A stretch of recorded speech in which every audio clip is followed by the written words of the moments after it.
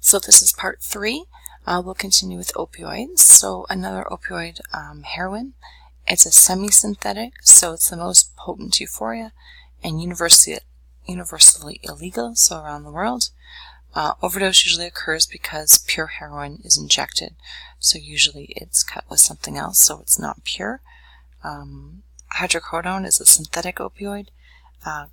Cough suppression, pain management. Vicodin is a common example of a hydrocodone, and when it's combined with acetaminophen, when hydrocodone is combined with acetaminophen, it becomes Vicodin. Hydromorphone is a semi-synthetic. An example is Dilaudid.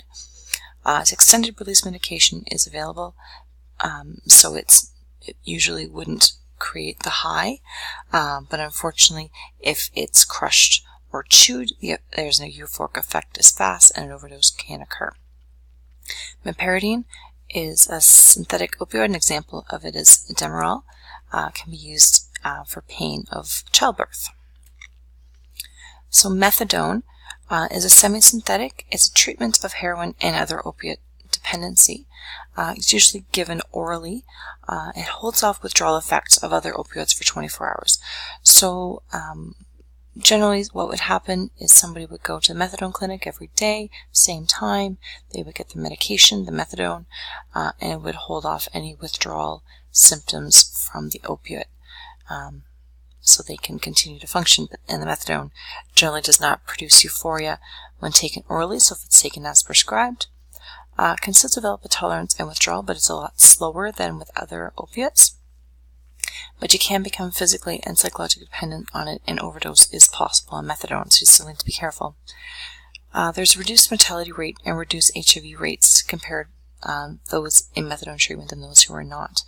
There is a link here to the Ontario Addiction Treatment Centres.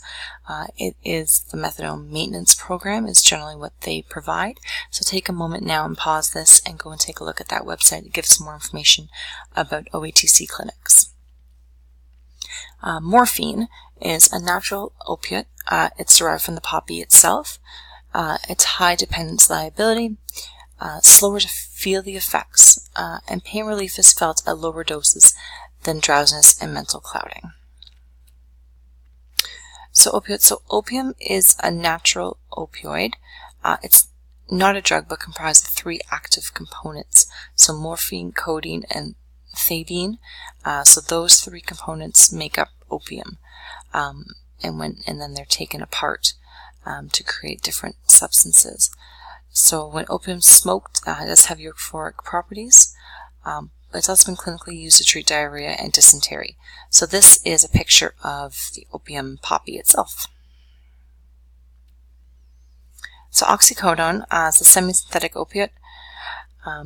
It's a modified version of codeine. So when it's combined with ASA, it's Percodan, or when it's acetaminophen, it's Percocet. It's usually orally administered, so in pill form. OxyContin is a time-release version of oxycodone, so it's meant to be a slow release. But again, if it's crushed, injected, or chewed, it's a rapid release, more immediate and potent psychoactive effect, so there is increased risk of overdose. So there are 2 websites here giving more information about OxyContin. So CAMH has a information page about OxyContin, and then drugfree.org also has a page about OxyContin. So please take a moment now and pause this and take a look at those.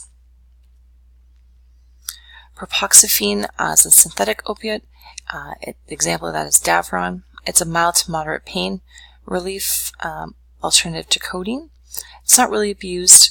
High doses cause skin rashes and toxic psychosis, so generally not a reason, or these are reasons that people generally don't abuse that. Suboxone, this was one that we mentioned earlier. It is a synthetic opioid agonist and antagonist, so it's a combination of buprenorphine and naloxone for opioid dependence maintenance therapy. So this is used to instead of other opiates, so to stop withdrawal symptoms. Better clarity of thinking, greater confidence, and lower stigma compared to methadone.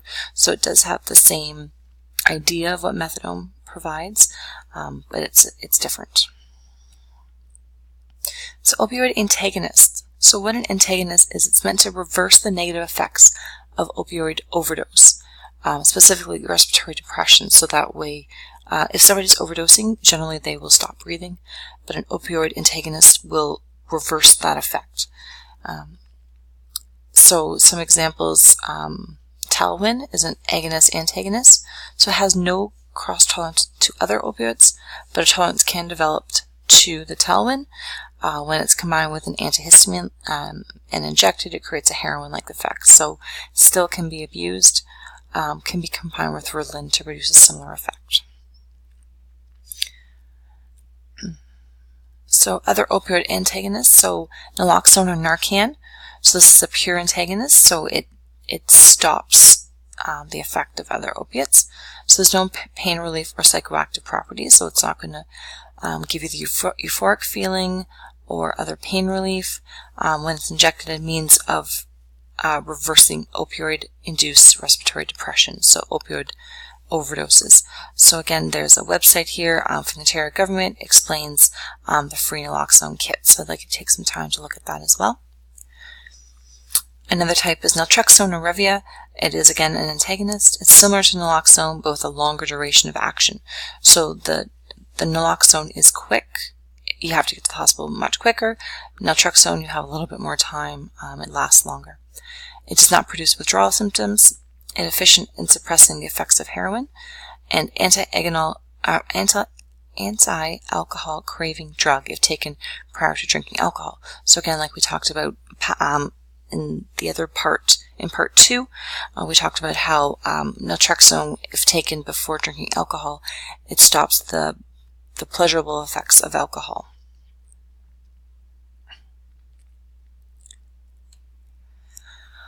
So some special population information I'd like to draw your attention to. So substance use in older population, there is a website here at the top for the National Initiative for Care of the Elderly. This is specific to Canada. So it is, this link goes directly to information about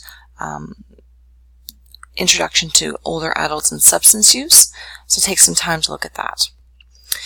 Below that, there is a link to a PDF from Alberta Health Services, and it's specific to alcohol use in the senior population. So it gives some information and some special considerations to take into account when working with the older population and alcohol use. What I'd also like you to do is take some time to log into the Fleming Library website and go to Films on Demand. I want you to search for a video called Substance Use in the Elderly. It's about half an hour, I believe, and I like to watch that. It gives 3 case studies about different people that are in their senior years and their alcohol use and how it's different than it was or could be when they were younger. So I'd like you to take some time to watch that video, give you some information. Another population to draw your attention to is those who are pregnant and drinking alcohol. So as you probably are aware, fetal alcohol spectrum disorder is a significant risk if somebody's drinking while pregnant. So there's 3 websites here: FASD Ontario, CAMH, and FASD Peterborough specifically. Some information around services that are available to people who are experiencing FASD, and just some more general information about what FASD is and how it happens. Also, there is a video again in the Films on Demand. I'd like you to search for The Story of Isle. So search for that in the Films on Demand. It is short. It's only about 3 or 4 minutes long, but it gives a family experience of somebody who has FASD and what it's like for them. So take some time to review those. And that is the end of our week 2 on depressants. There will be a quiz this week, so that'll include weeks 1 and weeks 2 information. The quiz will open Thursday morning at 8 a.m. and you will have until Sunday at 11:59 p.m. to complete it. It will allow an hour, so 60 minutes of time to complete 20 multiple choice questions. So I'm hoping you will have time within those 4 days to complete that quiz. Please don't be late, or there will be late marked deductions for quizzes. Again, if you have questions about any of the content, feel free to email me. We can either discuss through email, but if that's not clear, we can discuss by Skype. So let me know if you have any questions about the content or of any of the assignments that will be going on through this course.